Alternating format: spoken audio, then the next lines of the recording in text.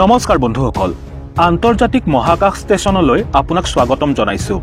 আজিৰ এই ভিডিঅ'টোত আমি জানিম আন্তৰ্জাতিক মহাকাশ ষ্টেচনত মহাকাশচাৰীসকলে কেনেদৰে দিনৰ পাছত দিন অতিবাহিত কৰে। আমাৰ এই মহাবিশ্বৰ মহাশূন্য হৈছে এক ৰহস্যময় স্থান আৰু এই সকলো ৰহস্য উদ্ঘাটনৰ বাবে বিজ্ঞানীসকলে মহাকাশচাৰীসকলক মহাকাশ ষ্টেচনলৈ পঠিয়াই থাকে। 1961 চনৰে পৰাই মহাকাশচাৰীসকলক মহাকাশ ষ্টেচনলৈ পঠিওৱা আৰম্ভ হৈছিল। বন্ধুসকল, মহাকাশ আমাৰ পৃথিৱীতকৈ সম্পূৰ্ণ এখন পৃথক ঠাই। গতিকে স্বাভাৱিকভাৱেই ক'ব পাৰি যে স্পেচত যোৱা মহাকাশচাৰীসকলৰ জীৱনটো কিমান বেছি প্ৰত্যাহ্বানেৰে ভৰা। মহাকাশত না বায়ুমণ্ডল আছে আৰু না আছে শ্বাস প্ৰশ্বাস লোৱাৰ বাবে পৰ্যাপ্ত পৰিমাণৰ অক্সিজেন। আমি সকলোৱে জানো যে মহাকাশত মধ্যাকৰ্ষণ শক্তি একেবাৰেই শূন্য আৰু মহাকাশৰ বাতাবৰণ একেবাৰে বৰফৰ দৰে ঠাণ্ডা হৈ থাকে। সেইবাবে মহাকাশচাৰীসকলে বিশেষ ধৰণৰ এবিধ কবচৰ দৰে পোছাক পিন্ধি মহাকাশত দিন পাৰ কৰে। কিন্তু এই পোছাকযোৰ পিন্ধিলেইতো সকলো প্ৰত্যাহ্বান শেষ হৈ নাযায়। ইয়াৰ পাছতো তেওঁলোকে নানান ধৰণৰ জটিল সমস্যাৰ সন্মুখীন হ'ব লগা হয়। এডিচি নলেজ হাবৰ আজিৰ এই ভিডিঅ'টোত আমি দেখুৱাবলৈ লৈছো যে মহাকাশচাৰীসকলে বিভিন্ন কঠিন পৰিস্থিতিৰ সন্মুখীন হৈও কিদৰে মহাকাশ ষ্টেচনত টিকি থাকিবলগীয়া হয় আৰু কিদৰে তেওঁলোকে দিনৰ পাছত দিন পাৰ কৰে, যি দেখাৰ পাছত আপোনাৰ গাৰ নোম শিয়ৰি উঠিব। বন্ধুসকল, মহাকাশলৈ যোৱাটো পৃথিৱীৰ আন ঠাইলৈ যোৱাৰ দৰে নহয়। ইয়াত পৃথিৱীৰ বাতাবৰণতকৈ সম্পূৰ্ণ এক পৃথক বাতাবৰণ। স্পেচ ষ্টেচনত মহাকাশচাৰীসকলে বিভিন্ন শাৰীৰিক আৰু মানসিক পৰিৱৰ্তনৰ সন্মুখীন হ'ব লগা হয়। সেইবাবে স্পেচ ষ্টেচনত টিকি থাকিবলৈ এই মহাকাশচাৰীসকলক কেইবা মাহ আনকি কেইবা বছৰ পৰ্যন্ত প্ৰশিক্ষণ দিয়া হয়। স্পেচ ভ্ৰমণকাৰী মহাকাশচাৰীসকলৰ ঠিকনা হয় আন্তৰ্জাতিক মহাকাশ ষ্টেচন আৰু পৃথিৱীৰ পৰা শ শ কিলোমিটাৰ দূৰত পৃথিৱীৰ কক্ষপথত পৰিভ্ৰমণ কৰা এই আন্তৰ্জাতিক মহাকাশ ষ্টেচনত মহাকাশচাৰীসকলে সময় অতিবাহিত কৰে মাহৰ পাছত মাহ, বছৰৰ পাছত বছৰ ধৰি। এই আন্তৰ্জাতিক মহাকাশ ষ্টেচন হৈছে আমেৰিকাসহ 16খন দেশে মিলি $120 বিলিয়ন ব্যয় কৰা এক অত্যাধুনিক গৱেষণাগাৰ। পৃথিৱীৰ পৰা গমন কৰা যিকোনো মহাকাশযান এই আন্তৰ্জাতিক মহাকাশ ষ্টেচনত উপস্থিত হয় আৰু সেই যানত থকা মহাকাশচাৰীসকলে এই আন্তৰ্জাতিক মহাকাশ ষ্টেচনত অৱস্থান গ্ৰহণ কৰে। বন্ধুসকল, আমি প্ৰথমে চাওঁ আহক এই ইণ্টাৰনেশ্যনেল স্পেচ ষ্টেচনত মহাকাশচাৰীসকলেনো কি কৰি থাকে। তেওঁলোকে এই স্পেচ ষ্টেচনত প্ৰতিদিনে 5টা কাম কৰে। তাৰে ভিতৰত প্ৰথমটো হ'ল মহাকাশ সম্পৰ্কে বিশদভাৱে গৱেষণা কৰা। দ্বিতীয় কাম এই স্পেচ ষ্টেচনটোক মেইনটেইন বা মেৰামতি কৰা। তৃতীয় কাম প্ৰতিদিনে নিৰ্দিষ্ট পৰিমাণে এক্সাৰচাইজ কৰা, যি এই স্পেচ ষ্টেচনত টিকি থাকিবলৈ অত্যন্ত জৰুৰী। চতুৰ্থ কাম এই স্পেচ ষ্টেচনৰ পৰা বাহিৰলৈ ওলাই আহি তাৰ চাৰিওফালে পৰিভ্ৰমণ কৰা। আৰু পঞ্চম কামটো হ'ল বিশ্ৰাম কৰা। এইবোৰ কৰাৰ উপৰিও তেওঁলোকে খোৱা বোৱা কৰে, বাথৰুম কৰে, শুৱে আৰু বিভিন্ন ধৰণৰ কিতাপ পঢ়ে। মহাকাশচাৰীসকলে তেওঁলোকৰ প্ৰতিটো দিন এইদৰেই চক্ৰাকাৰে অতিবাহিত কৰে। মহাকাশচাৰীসকল স্পেচ ষ্টেচনত যেতিয়া উপস্থিত হয় তেতিয়াৰে পৰাই তেওঁলোকৰ শৰীৰৰ অভ্যন্তৰত নানা ধৰণৰ পৰিৱৰ্তন হোৱা আৰম্ভ হয়। সৰ্বপ্ৰথমে তেওঁলোকৰ সন্মুখত প্ৰত্যাহ্বান আহে মধ্যাকৰ্ষণ শক্তিৰ লগত মোকাবিলা কৰা।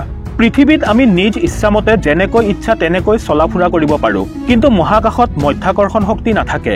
সেইবাবে তেওঁলোকে সকলো সময় শূন্যত ভাহি ভাহিয়েই কটাব লগা হয় আৰু এই মধ্যাকৰ্ষণ শক্তি নথকাৰ ফলত মহাকাশচাৰীসকলৰ খোৱা বোৱা কৰা, দাঁত ব্ৰাছ কৰা, শৌচ পেচাব কৰা আদি কামবোৰত নানা ধৰণৰ সমস্যাই দেখা দিয়ে। মহাকাশচাৰীসকলৰ শৰীৰৰ হাড় দুৰ্বল হ'বলৈ আৰম্ভ হয় আৰু শৰীৰৰ হাড় যাতে দুৰ্বল হৈ নাযায় তাৰ বাবে তেওঁলোকে প্ৰতিদিনে 2 ঘণ্টাকৈ এক্সাৰচাইজ কৰে আৰু তেওঁলোকে এক্সাৰচাইজ কৰাৰ বাবে বিভিন্ন প্ৰকাৰৰ মেচিন ব্যৱহাৰ কৰে। বন্ধুসকল, আপোনালোকে জানি আচৰিত হ'ব যে স্পেচত থকা মহাকাশচাৰীসকলে প্ৰতি 24 ঘণ্টাত অৰ্থাৎ এদিনত 16 বাৰ সূৰ্য উদয় হোৱা আৰু অস্ত হোৱা দেখিবলৈ পায়, যি সঁচাকৈয়ে এক বিৰল ঘটনা। পৃথিৱীত কৰাৰ দৰে মহাকাশচাৰীসকলে যাতে দিন হিচাপ কৰিব পাৰে তাৰ বাবে তেওঁলোকে ওমেগা কোম্পানীৰ ষ্ট্ৰীট মাষ্টাৰ নামৰ এটা ঘড়ী ব্যৱহাৰ কৰে আৰু এই ঘড়ীৰ সহায়ত তেওঁলোকে ৰাতিপুৱা শুই উঠাৰ পৰা আৰম্ভ কৰি দিনটোৰ নানা ৰকমৰ কাৰ্য সম্পন্ন কৰে।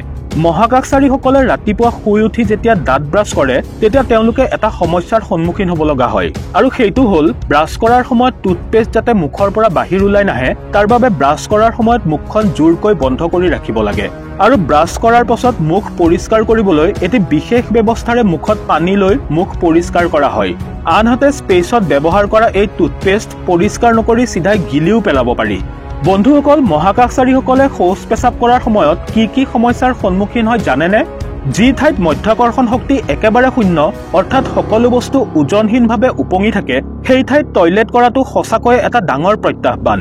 মহাকাশচাৰীসকলে ইউৰিন ত্যাগ কৰাৰ বাবে এক বিশেষ ধৰণৰ পাইপৰ সহায় ল'বলগীয়া হয় আৰু শৌচ কৰাৰ বাবে কমোডত বিশেষভাৱে তৈয়াৰীকৃত এডাল গোলাকাৰ পাইপ থাকে য'ৰ ওপৰত বহি মহাকাশচাৰীসকলে মল ত্যাগ কৰিবলগীয়া হয় পৰিষ্কাৰ কৰাৰ বাবে পানী ব্যৱহাৰ কৰাটো অসম্ভৱ সেইবাবে তেওঁলোকে নেপকিন বা টিস্যু পেপাৰ ব্যৱহাৰ কৰে বন্ধুসকল মহাকাশচাৰীসকলে তেওঁলোকৰ এই মলমূত্ৰবোৰ স্পেচত পেলাই থৈ নাহে বৰঞ্চ সেইবোৰ পুনৰ পৃথিৱীলৈ ঘূৰাই আনি পুৰি নষ্ট কৰি পেলায় বন্ধুসকল জানি আচৰিত হ'ব যে মহাকাশচাৰীসকলে এটা বিশেষ ধৰণৰ বেগৰ ভিতৰত সোমাই গা ধুৱে মূৰত পানী ঢালি শ্যাম্পু পৰিষ্কাৰ কৰিব নোৱাৰাৰ বাবে তেওঁলোকে টাৱেলেৰেই চুলি মুচি পেলায় কাৰণ স্পেচত পানী হাতত ল'লে সেয়া হাততেই থাকি যায় বন্ধুসকল স্পেচত কোনো বস্তুৱে অপচয় কৰা নহয় আনকি মহাকাশচাৰীসকলৰ ইউৰিনো ফিল্টাৰ কৰি বিশুদ্ধ পানীলৈ পৰিণত কৰা হয় যাতে মহাকাশচাৰীসকলে ইয়াক পুনৰ পান কৰিব পাৰে মহাকাশচাৰীসকলে খাদ্য খোৱাৰ সময়তো খাদ্যবোৰ শূন্যত উপঙি থাকে পৃথিৱীত আমি মাছ মাংস কণী শাক-পাচলি আদি খাই থাকো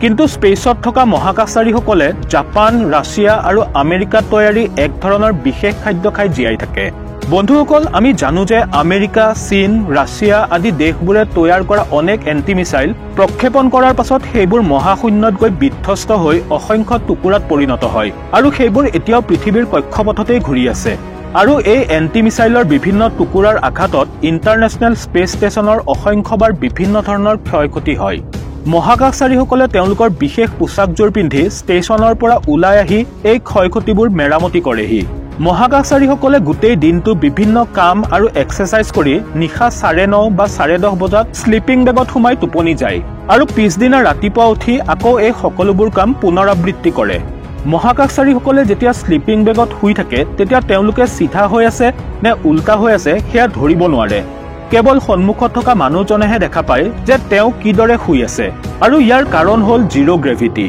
তেওঁলোকে নিয়মিত এইবোৰ কৰাৰ লগতে বিভিন্ন ধৰণৰ ফূৰ্তিও কৰি থাকে বন্ধুসকল এইবোৰ দেখি আপোনাৰো যদি স্পেচ ষ্টেচনলৈ যোৱাৰ ইচ্ছা হয় তেনেহলে তাক পুহি ৰাখক কাৰণ অদূৰ ভৱিষ্যতে কিছু প্ৰাইভেট কোম্পানীয়ে স্পেচ টুৰিজিমৰ ব্যৱস্থা মুকলি কৰাৰ কথা আৰু স্পেচ টুৰিজিমৰ এই ব্যৱস্থাবোৰ আৰম্ভ হলে আপুনিও যাব পাৰিব স্পেচ ষ্টেচনলৈ কিন্তু ইয়াৰ বাবে আপুনি কিছু মোটা অংকৰ ধন ব্যয় কৰিব লাগিব কাৰণ কেৱল মাত্ৰ এযোৰ স্পেচ স্যুট তৈয়াৰ কৰোঁতে 90 পৰা 100 কোটি টকা পৰ্যন্ত খৰচ হয় গতিকে ইয়াৰ পৰাই আপুনি অনুমান কৰি চাওক যে আপুনি কিমান টকাৰ বাজেট ৰাখিব লাগিব বন্ধুসকল ভিডিঅ'টো চাই কেনে পালে আমাক কমেন্ট কৰি নিশ্চয় জনাব ভিডিঅ'টো চাই যদি ভাল পালে তেনেহলে লাইক আৰু শ্বেয়াৰ কৰাৰ লগতে চেনেলটো সাবস্ক্ৰাইব কৰি কাষতে থকা বেল আইকনটো প্ৰেছ কৰিবলৈ নাপাহৰিব পুনৰ লগ পাম মোৰ আন এটি নতুন ভিডিঅ'ত আজিলৈ আহিছো ধন্যবাদ